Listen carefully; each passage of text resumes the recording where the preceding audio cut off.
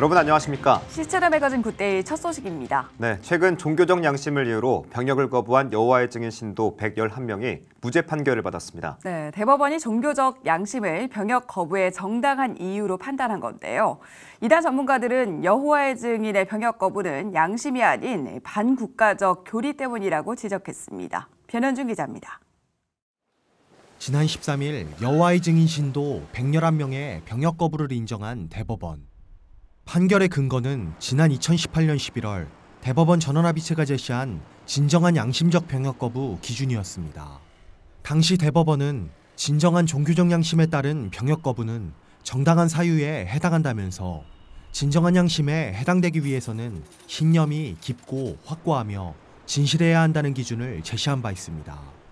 이번 판결을 내린 대법원이 여호와의 증인 111명의 종교적 양심을 깊고 확실하며 진실하다고 판단한 것입니다.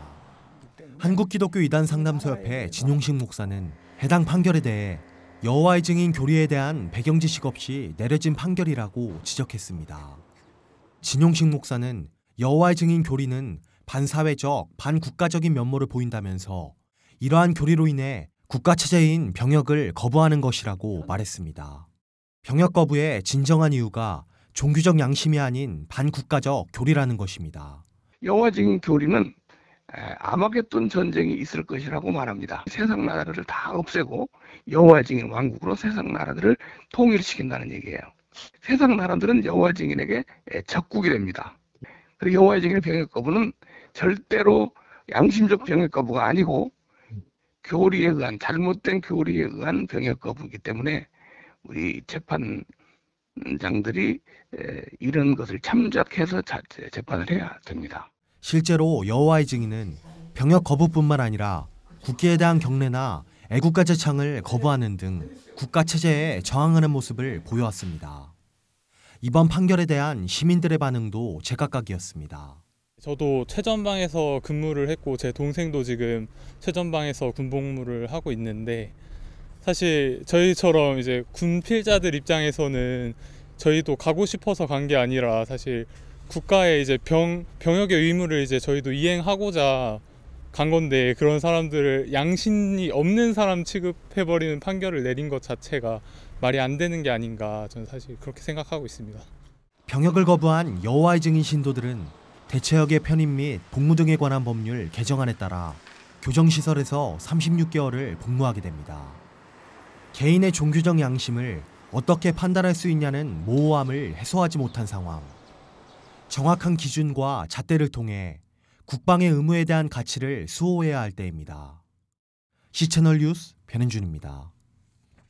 한국교회 총연합이 지난 14일 대표회장 목회 서신을 통해 코로나19로 어려움을 겪고 있는 중국과 이웃을 위해 기도할 것과 헌혈운동에 동참해 줄 것을 호소했습니다. 한교총은 확진자 가운데 치료를 마치고 퇴원하는 이들의 소식을 접하며 방역당국의 노고에 감사하다면서 이번 사태를 극복하기 위해 지역 교회들이 보여준 일치된 마음과 행동에 감사의 마음을 전했습니다. 한교총은 또 국민의 활동이 줄어들면서 경기가 침체되고 대인 접촉 기피는 헌혈 감소로 이어져 적십자 혈액원의 재고가 바닥을 보이고 있는 실정이라면서 중국을 위한 기도와 헌혈 운동에 동참하길 바란다고 밝혔습니다. 백석대학교가 지난 14일 발표된 한국보건의료인 국가시험원 주간 제60회 간호사 국가시험에서 보건학부 간호학과 113명 전원이 합격했다고 밝혔습니다.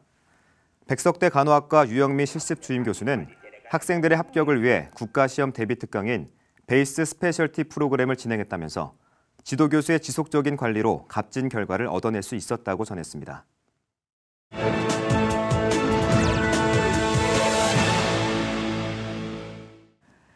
일본에서 코로나19 첫 사망자가 발생한 이후 확진자 수가 지속적으로 증가하고 있습니다. 네, 크루즈선 환자들에 대한 논란도 계속 이어지고 있는데 일본 후쿠오카 국제교회 황석천 목사 전화 연결해서 현지 소식 들어보도록 하겠습니다. 네, 목사님, 지난주 일본에서 첫 사망자가 나왔는데 많은 분들이 여전히 불안해할 것 같습니다. 어떻습니까? 네, 그렇습니다. 코로나19 첫 사망자가 나온 이후 일본은 사실 많이 긴장하고 있습니다. 그 이유는 감염 경로가 정확히 파악되지 않고 있다는 것이기 때문인데요. 그래서 일본은 이제 누구나 신종 바이러스에 걸릴 수 있다고 국민들에게 경고하고 감염에 주의를 할 것을 당부하고 있습니다. 거리에서도 대부분 마스크를 착용하고 있습니다. 하지만 한국처럼 학교나 모임을 취소하거나 그런 사례들은 아직 나타나지 않고 있습니다. 네, 특히 크루즈선에서 발생한 환자들에 대한 문제가 국제적 이슈인데 현지에서는 어떻게 생각하고 있는지 궁금한데요. 네, 그렇습니다. 크루즈선 환자에 대해 일본 정부의 판단에 대한 비판도 일어나고 있는 것도 사실이지만 일본으로서는 처음 단계에 3,000명 이상이 승선한 승객들을 한꺼번에 상륙을 허가하기가 부담이 되어 감염 의심자만을 선별하였지만 그 수가 날마다 불어난 경우입니다. 한국도 한국인 승선자들의 문제를 심사 중인 것으로 알려지고 있습니다. 일본 방역 체계에 대한 비판이 있는 것이 사실이지만 일본의 특성인 신중히 하려는 것에서 오히려 어렵게 된 것으로 보인다. 아베 정부 대책으로는 일단 상태가 아주 심각한 자, 양성으로 판단된 자, 객실이 창문이 없거나 열 수 없는 방에 있는 자, 그리고 음성으로 판단된 자들 중 하선을 원하는 자들을 구분해서 하선시키고 특별 의료 시설에 격리 수용하는 것으로 발표하고 있습니다. 그리고 더 이상 확산이 일어나지 않게 국민 각자의 청결과 예방에 철저히 대응하기를 당부하고 있습니다. 네, 이번 코로나19를 대하는 각 나라의 태도와 반응이 다양하게 평가되고 있는데요. 일본 교회도 계속 어려움을 겪고 계실 텐데 어떻습니까? 일본 교회들도 자체 모임이나 예배 출석 인원의 변화는 크게 눈에 띄게 변화는 없으나 자체적으로 많은 사람들이 모이는 것에 서로 피해가 가지 않도록 주의하는 분위기입니다. 한편 단기 선교나 선교의 목적으로 방문 약속이 모두 취소가 되고 단기 선교를 위한 문의나 약속이 아예 없는 실정입니다. 선교주의 어려움이 가중될 수밖에 없는데요. 이 모든 일들이 잘 이겨내고 다시 건강한 일상생활을 이어갈 수 있기를 기도하며 하루하루를 보내고 있습니다. 네, 전 세계가 여전히 마음을 놓을 수 없는 상황인데 무엇보다 선교지의 어려움이 커지고 있어서 안타깝습니다. 이 사태가 조속히 안정될 수 있기를 더 기도해야겠습니다. 네, 일본의 황석천 선교사와 얘기 나눴습니다. 전 세계적으로 코로나19로 어려움을 겪고 있는 가운데 각 나라별 의료진들의 헌신도 대단합니다. 이런 의료인들은 바이러스와 전쟁을 선포하는 시급한 상황은 물론이고 의료시설이 절대적으로 부족한 선교지에서는 더욱더 필요한 존재겠죠. 부룬디에서 전해온 소식입니다.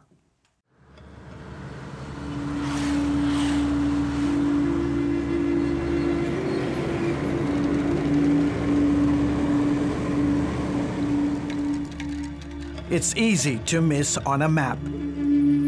Roughly the size of Maryland, Burundi is one of Africa's smallest countries. It used to be the third poorest in the world. Now it's number one. The average person here lives on less than $1 a day. In 2013, American Jason Fader moved his wife Heather and their 2 kids to Burundi to serve as a missionary doctor in this remote valley.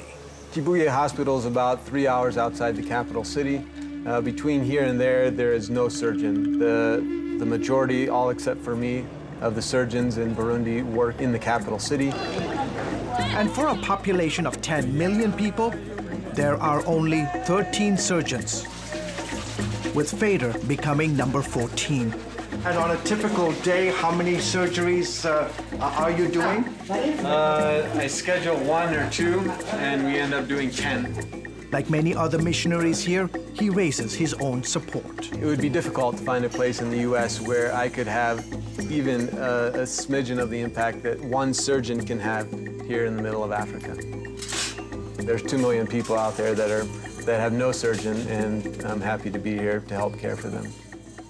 Half of Burundi has no access to potable water. Some 70% of the nation lives below the poverty line.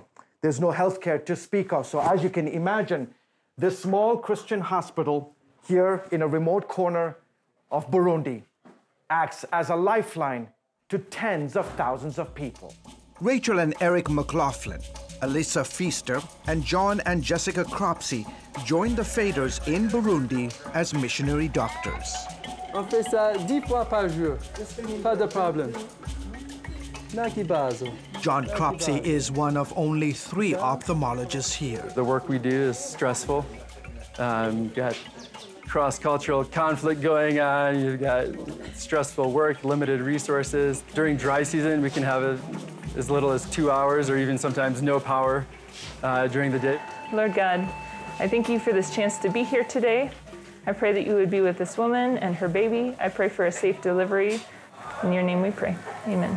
Rachel McLaughlin is one of just 20 OBGYNs.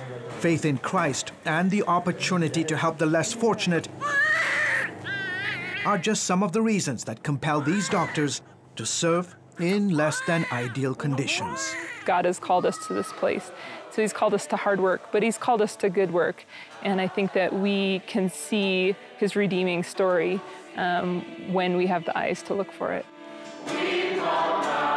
In addition to meeting physical and spiritual needs, Faders' team also trains a new generation to serve here. We thought the opportunity was really great to come to Burundi to disciple and train medical students and hopefully residents in the future in order to be physicians who can care compassionately for their people in Jesus' name and provide excellent health care. Fader says Gerson's generous gift will continue to touch and heal the lives of countless people across this nation. It's amazing how much you can do with so little. You know, we're not doing laparoscopic esophagectomies, but we are helping people walk. We are saving lives at the rate of sometimes thousands per year.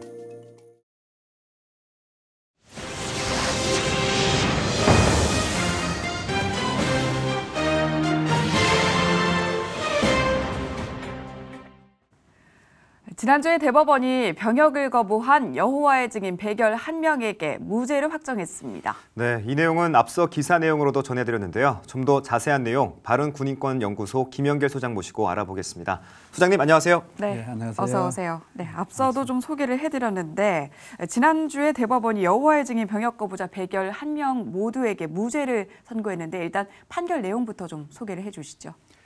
예. 지난주에 그 여호와의 증인 110명에 대해서 대법원에서 무죄 판결을 전해내렸죠. 이 판결이 있기 전에 먼저 2018년도 6월 달에 헌법재판소에서 병역법 88조 1항에 대해서 일부 위헌 판결을 내렸고 네. 그리고 2018년 11월 1일 날 대법원 전원합의체에서 이 병역 거부에 대해서 여호와의 증인에 대해서 이것은 가하다. 병역 거부에 대해서 징역형을 하는 것은 가하다 해가지고 전원 합의해서 파기환송을 시켰어요. 네. 그러고 나서 드디어 지난 2월 13일 날 111명에 대해서 네. 전원 무죄 판결을 내린 사건이 되겠습니다. 네, 무죄 판결에 대한 파장도 클 것 같은데 이번 무죄 판결 내용 어떻게 해석할 수 있을까요? 먼저 이게 아주 좀 심각한 문제가 여러 가지 숨어 있는데요. 먼저 우리 병역법 거기에는 정당한 사유 없이 병역을 거부했을 때는 네. 이렇게 처벌을 한다 되어 있는데 이 정당한 사유에 어찌 보면 우리가 그냥 정당한 사유에서 이게 그냥 그렇게 보이지만 이게 꼭 집었습니다. 이게 바로 여호와의 증인에 한하여 병역 거부가 제거되지 않는다 이렇게 해석할 수 있을 정도로 네. 이번 판결의 파장은 크겠습니다. 특히 이것은 2004년 이후에 14년 만에 대법원의 판례를 바꾼 이런 엄청난 사건이 되겠습니다. 물론 작년에 2008년도 11월 1일 달에 네. 전원합의체에서 이 문제가 물론 이제 무죄될 거라고 있었지만 실제 이게 그대로 현실화되면서 111명에 대해서 이제 무죄 판결을 했는데요. 네. 이 심리를 하면서 이 심리라는 것은 굉장히 객관적이잖아요. 네. 그런데 여호와의 증인에 대해서 그걸 약간 숨기기 위해 가지고 신념이 깊고 확고하며 진실할 것 이렇게 돼 있거든요. 그런데 그 정당한 사유에 이게 여호와의 증인에 대해서는 이걸 정당한 사유로 인정했다는 사실입니다. 이게 여호와의 증인에 대해서 이렇게 되는 것은 우리 헌법 20조에 대한 정교분리 위반을 명확하게 한 거거든요. 국가는 특정 종교에 대해서 어떤 혜택을 주거나 이렇게 특권을 주는 것은 이런 것은 그게 바로 정교분리 위반인데 이게 아주 이번에 다분히 노골적으로 이렇게 드러난 사건으로 보겠습니다. 네. 앞으로 이에 따라서 병력 기피 현상도 우려되고요. 네. 특히 저희들 설문조사에서 나타났듯이 네. 병력을 업무를 수행해야 될 젊은이들의 21.5%가 내가 특정 종교를 여호와의 증인을 선택할 수 있다. 이렇게까지 할 정도로 네. 앞으로 이 문제의 파장은 더욱더 심각해질 거로 예상됩니다. 네, 소장님 그리고 궁금한 게 대상자가 모두 배결 3명이었잖아요, 원래. 그렇습니다. 그런데 예. 무죄 판결을 받은 것은 배결 1명이고 그러면 2명은 왜 제외가 됐는지도 궁금한데요. 예, 그 한 명은 먼저 특정 또 하나 출신이에요. 네. 나도 평화를 사랑하고 나도 무기를 쓰기 싫다. 그것도 역시 종교예요. 근데 그건 여호와의 증인이 아니라 그래서 이번에 배제가 되었고 또 한 명은 정신질환으로 된데요. 이게 바로 성정체성의 혼란과도 연결되어 있습니다. 네. 예를 들어 최근에 얼마 전에 우리 그 베니스 사건 아마 아실 겁니다. 내가 군에 남자로 예. 들어갔지만은 내가 여자로 하겠다. 또 이런 사건인 거죠. 지금 내가 여성이다. 그래서 이게 의학적으로 보면 이게 정신질환으로 분류되거든요. 그리고 이거에 대해서는 나 여자이기 때문에 군대 못 가겠다, 남자. 이 문제에 대해서는 아직 대법원에서 판결을 내지 않고 그분이 이제 두 사람이 빠진 거죠. 네, 일단 그래서 건건이 백신을- 가치 판단이 조금 다르다라고 해석을 해볼 수가 있겠는데 그렇습니다. 일단 대법원이 양심적 병역 거부 사건 전부에 대해서 지금 상고심 판결을 내린 건 아니잖아요. 현재도 계류 중인 것들이 좀 있다고 들었는데 상황이 어떻습니까? 지금까지 병역 거부의 대부분의 현상은 99.4%가 특정 종교, 즉 여호와의 증인이었습니다. 방금 했던 것처럼 일부 특정 종교가 내가 평화를 사랑하기 때문에 나는 군대 못 가겠다. 또 아니면 군형법 92조 6이라는 게 있습니다. 군대 안에서 학문 선교를 하면 2년 이하의 징역에 처하겠다. 이게 약간 이런 게 있는데 이것 때문에 군대 못 가겠다는 그런 사람도 있었고요. 그다음에 내가 남자로 있지만 내가 여성이다. 이런 문제 때문에 군대를 못 가겠다. 이런 사례들이 이제 조금 계류 중에 있습니다. 그럼 무죄 판결 받은 111명은 대체 복무를 하게 되나요? 그렇습니다.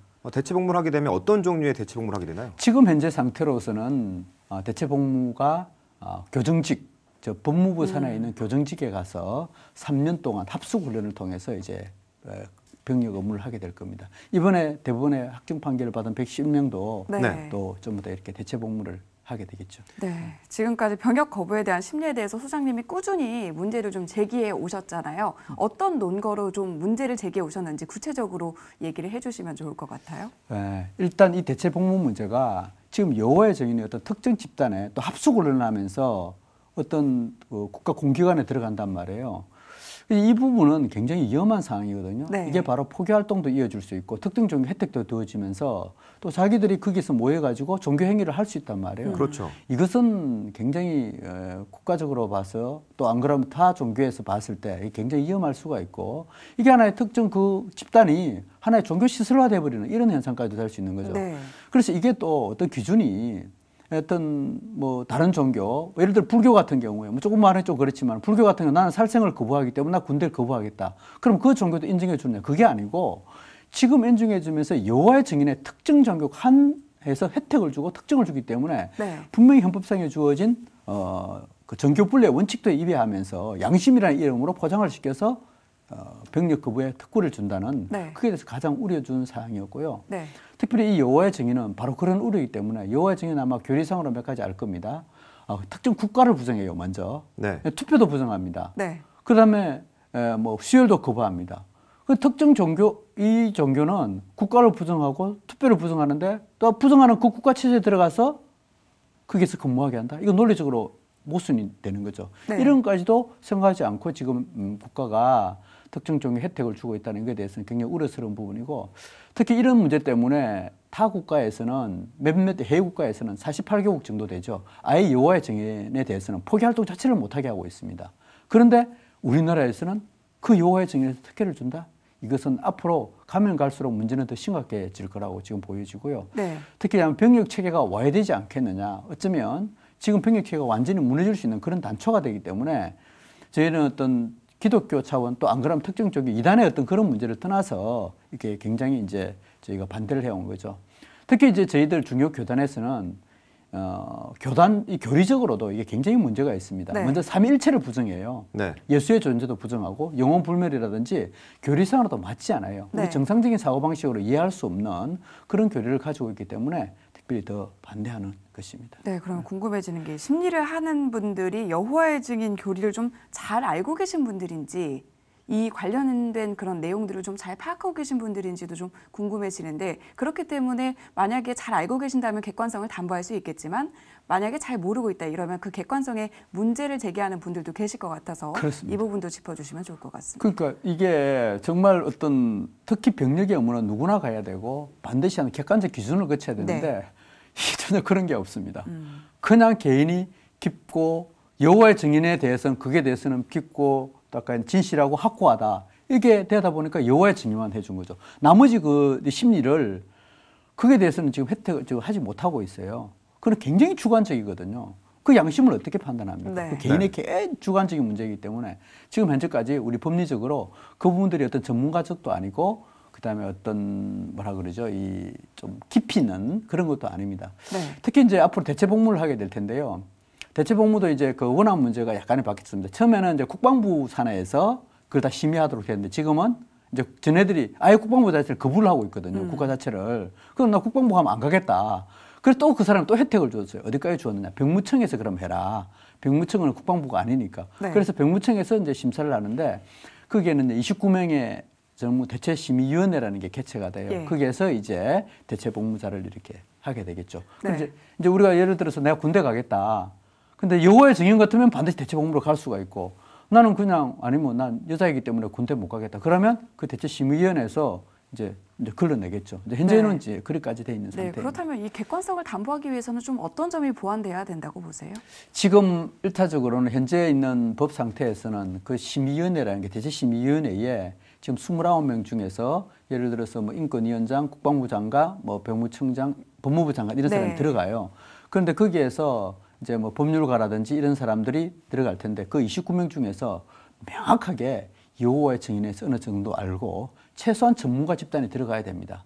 그런데 현재 상태로 봐가지고는 저희들 뭐 인권에 대해서 우리 전부 다 지금 인권에 논하는 우리 한국 내에 있는 모든 단체, 인권 단체들이 소수자 인권만 중시하다 보니까 네. 좀 편향적으로 일어나지 않을까 그런 우려사항이 있는데요. 예를 들어서 우리 기독교라든지 정말 올바른 정의를 실천할 수 있는 그런 법률가라든지 또 인권에 대해서 정확히 아시는 분들이 들어가서 그것을 정확히 홀려내야 되지 않을까 싶습니다. 그럼 예를 들어서 군대 가기 싫어가지고 네. 당장 한 일주일 전에 가가지고 내가 침례받았다. 그러고 가서 약간 서류도 조작할 수가 있고 비양심적으로 되는 그런 걸 어떻게 가려낼 수가 없거든요. 네. 이런 문제에 대해서 우리가 깊이 앞으로 잘 따져봐야 될 그런 문제라고 보이십니다. 네, 소장님 말씀 듣다 보니까 참 많은 문제점들이 있다라는 걸 느낄 수 있는데 이런 우려들 가운데 또 청년들에게 권면하고 싶은 내용이 있다면 어떤 게 있을까요? 먼저 우리 청년들에게 이 여호와의 증인에 대해서 저희가 지난번에 설문조사할 때 우리 기독 청년들은 이쪽으로 가지는 않을 것 같아요. 저희들 설문조사를 해보니까. 네. 그런데 문제는 비기독교인, 즉 21%에 해당되는 그 우리 기독교를 나오지 않는 그 젊은이들이 이제 군대 가기 싫다는 그 들어있잖아요. 그래서 그쪽으로 빠질 가능성이 있기 때문에 그럼 우리 기독 청년들이 바르게 알려줘야 된다는 그런 사명감이 있다고 봐요. 그래서 먼저 우리 기독 청년들이 먼저 분별하라고 먼저 말씀을 드리고 싶어요. 양심이라든지 인권이라든지 평등이라는 이름으로 지금 세상을 혼탁시키고 있는데 네. 우리 기독 청년들이 먼저 분별하자 그 말씀을 드리고 싶고요. 두 번째로는 힘든 일이라도 절대 두려워하지 말라. 네. 지금 많은 젊은이들이 편하고 쉬운 길을 찾아가려고 하고 있습니다. 조금만 힘든 일이 있으면 안 하려고 그러는데 정말 우리 기독 청년들은 어렵고 힘들더라도 정의롭고 정직한 길을 찾아서 나갔으면 결국은 진리를 승리하고 또 다른 세상 사람들을 깨울 수 있는 모범이 되기 때문에 그 사람들을 선도할 수 있지 않을까 그렇게 보여집니다. 네, 우리 청년들이 절대적인 진리가 아닌 가치에 흔들리지 않기를 저희도 함께 기도하겠습니다. 지금까지 바른군 인권연구소 김영길 소장과 얘기를 나눠봤습니다. 말씀 잘 들었습니다. 고맙습니다. 감사합니다.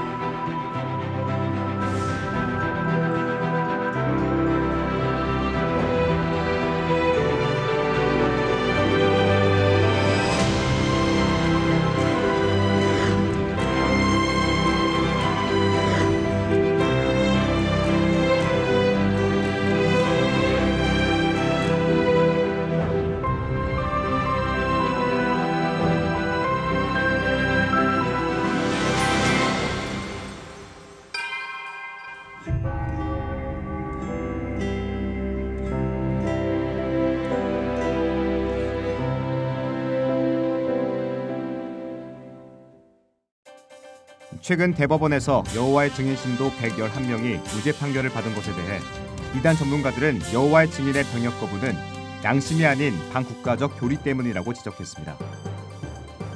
한국교회 총연합이 대표회장 목회 서신을 통해 코로나19로 어려움을 겪고 있는 중국과 이웃을 위해 기도할 것과 헌혈 운동에 동참해 줄 것을 호소했습니다.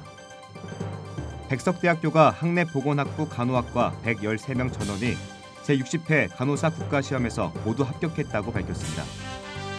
한신학원 새 이사장에 광주 성광교회 박상규 목사가 선출됐습니다.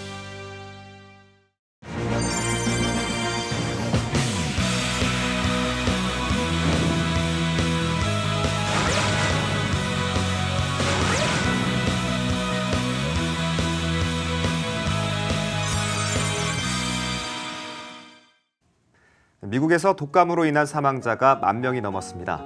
하지만 미국 내 사망자가 훨씬 적은 코로나19를 더 두려워하는 건 이전엔 경험하지 못한 신종 바이러스 때문이죠. 네, 모르는 것이 두려움을 갖게 합니다. 코로나19를 정복하기 위한 연구도 계속 진행되고 있는데 우리의 신앙생활도 그리스도를 알므로 모든 두려움을 내어 쫓는 믿음이 굳건해지기를 기도합니다. 네, 시채널 매거진 굿데이 오늘 순서는 여기까지입니다. 시청해주신 여러분 고맙습니다.